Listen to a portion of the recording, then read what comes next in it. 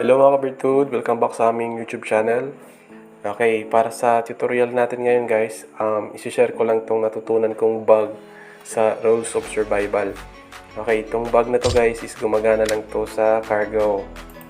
Dito tayo, cargo, so solo player, solo muna ako.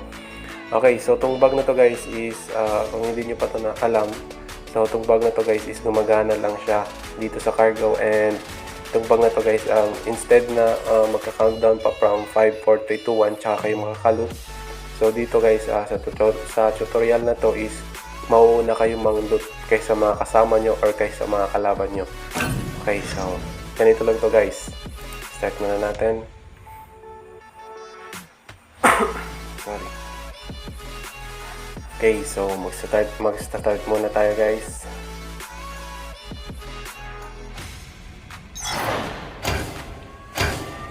Sa cargo lang to guys, gumagana guys.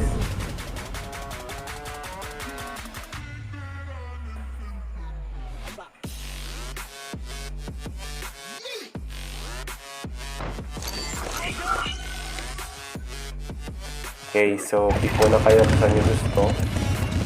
Okay, so makikita nyo merong starting in 63 seconds. Okay, pag bumaba na yan ng 40, i-click nyo lang yung sa keyboard nyo na Alt space guys, then magka-countdown kayo from 40 to 0. So pag 0 na siya, click nyo yung Alt. So ganito yan guys ha. Pag 40 seconds, click Alt space. Okay, yan. So click natin yung Alt space. So didikit yan. So magka-countdown na kayo from 40 to 0. So pag 0 na siya guys, so pwede kayong gumamit ng stopwatch or pwede nyong bilangan pababa from 40, 39. So magbibilang lang kayo guys. So antayin lang natin guys. So dito is mauna kayong mang-loot kaysa sa mga kasama nyo pag nag-duo kayo or nag-squad or fire team, at sa mga kalaban nyo kung hindi nila alam kung ano itong bug na to or kung hindi nila alam kung paano gamitin itong bug na to. So 4, 3, 2, 1. Okay, yun. Okay, so gumana nga guys. So tingnan yung mabuti guys.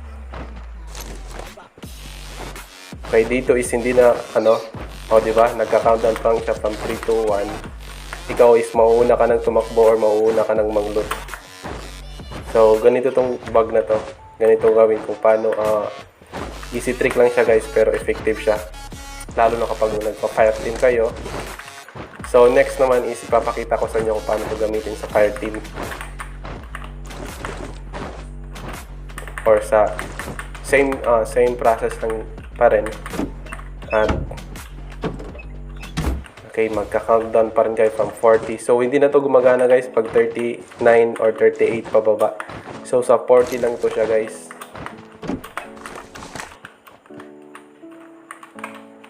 Okay, so quit tayo guys. Papakita ko sa inyo pag meron kayong mga kasama. Okay, sorry.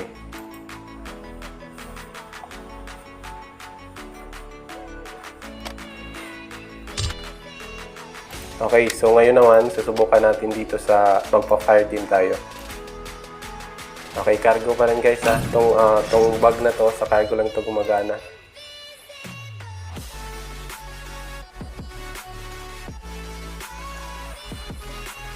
So, same process. Pag nagka-countdown na yung sa starting pa lang, pag 40 na, click Alt space.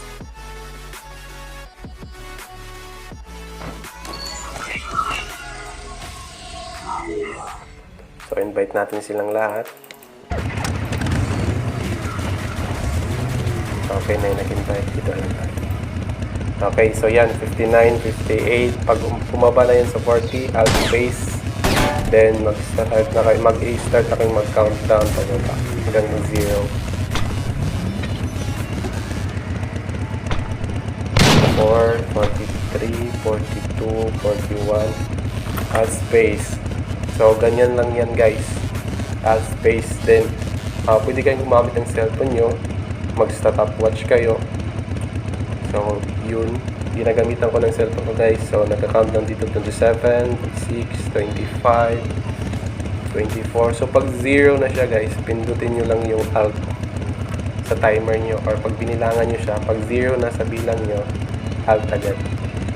13, 12, 11, 10, 9, 8, 7, 6, 5, 4, 3, 2, 1, 0. So alt. Ayun, gumana siya guys. So tingnan nyo mabuti guys, mauuna ko kaysa kasama ko mang-loot. Kaysa kasama ko mang-loot. Tingnan nyo. Kaysa, okay. So ito guys, yun, nagka-count, yun. Diba? Mas nauna akong makakaloot nito kaysa kanila. Diba? Ganun yan lang yan guys. Okay, pasensya na guys, namubulol ako guys. Diba? So, masaya to guys pag meron kayong kalaban agad guys, kasi mawala mo silang mapatay kasi nakalot ka na. Yun sila, sa kanila is nagka-countdown pa lang.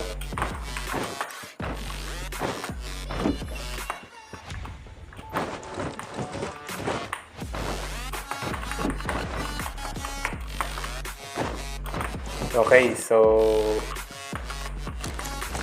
yan, sana may natutunan kayo sa tutorial na to guys. Okay, so simple bug lang to sa ROS of Survival. Share ko lang din sa inyo. So that's it. Thank you for watching. Okay, so para sa mga bago pa lang dyan sa ating YouTube channel, paki-subscribe naman dyan mga guys, mga lods, or mga ka-Veertud.